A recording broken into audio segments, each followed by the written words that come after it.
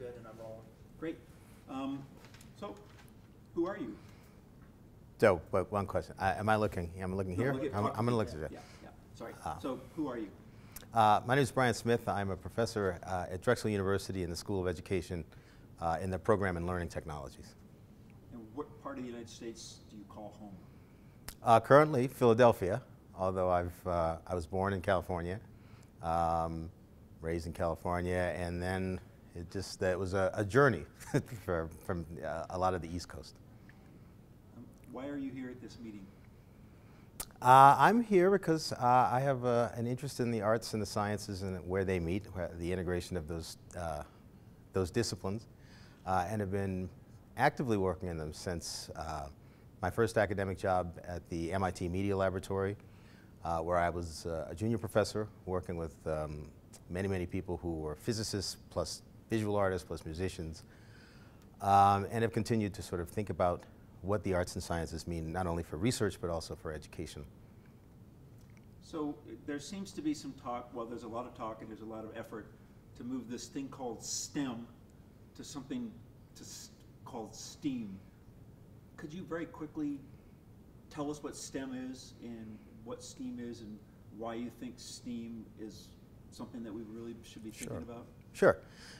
So the STEM acronym, Science, Technology, Engineering, and Mathematics, really comes from the National Science Foundation in the 90s as a way that they used to, essentially an acronym to say, these are the things that we care about.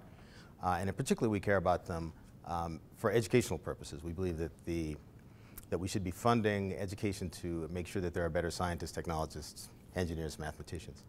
The more recent sort of call to include art and design kinds of thinking and practice into STEM has come from a number of different places, one of which I was associated with the Rhode Island School of Design, or RISD. I spent 4 years there, and we also did a lot of work in sort of making the STEAM movement or working with other people to sort of bring that out.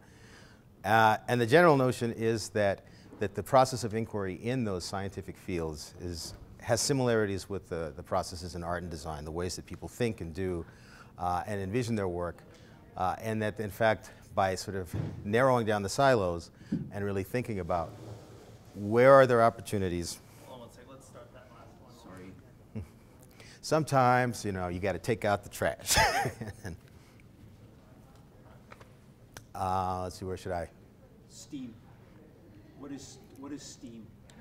So STEAM is is if you take STEM, science, technology, engineering, and mathematics, and you include art and design, primarily the practices of art and design, and the ways of thinking that artists and designers bring to the world. In fact, so to look at the ways that someone might work in an engineering laboratory to find new discoveries or new inventions is not entirely different than the ways that artists and studios might come up with new paintings or new creative works. So the STEAM movement is really a way of saying, how can we break down these silos and actually engage students in sort of a broader, more holistic form of education that includes not only thinking about scientific discovery, but also creative discovery from the artistic and design standpoints. And last question is, and I know it's still early in the meeting, how's it going? Oh, it's great. I'm having a great time. You know, it's always good to sort of be with.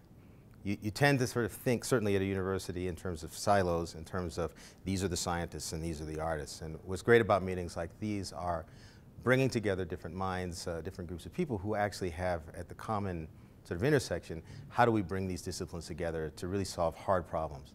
And so I think actually, you know, one thing about STEAM we could say is maybe the disciplines don't matter so much as thinking about sort of a broader way to approach education so that students learn how to solve the big problems that we're going to be faced in the next 5, 10, 15, 50, 100 years. So this meeting is a great start of that, and it's great to meet everybody and to be working with them on these hard problems. Okay, and I guess really my real last question is, do you see light at the end of the tunnel? Well, absolutely. I mean, I think that the world is moving towards these kinds of interdisciplinary, transdisciplinary solutions. So I think that, again, these steps, I mean, the different meetings that have taken place like this over the last 5 to 10 years that I've been involved heavily in working with this stuff, you know, so all indications that we are moving in a positive direction. Great. The other light at the end of the tunnel is we're all going to go drinking tonight. Maybe some people gotta go I had to, rodeo. I had to get something like that in there, right? Perfect. Great. Thanks.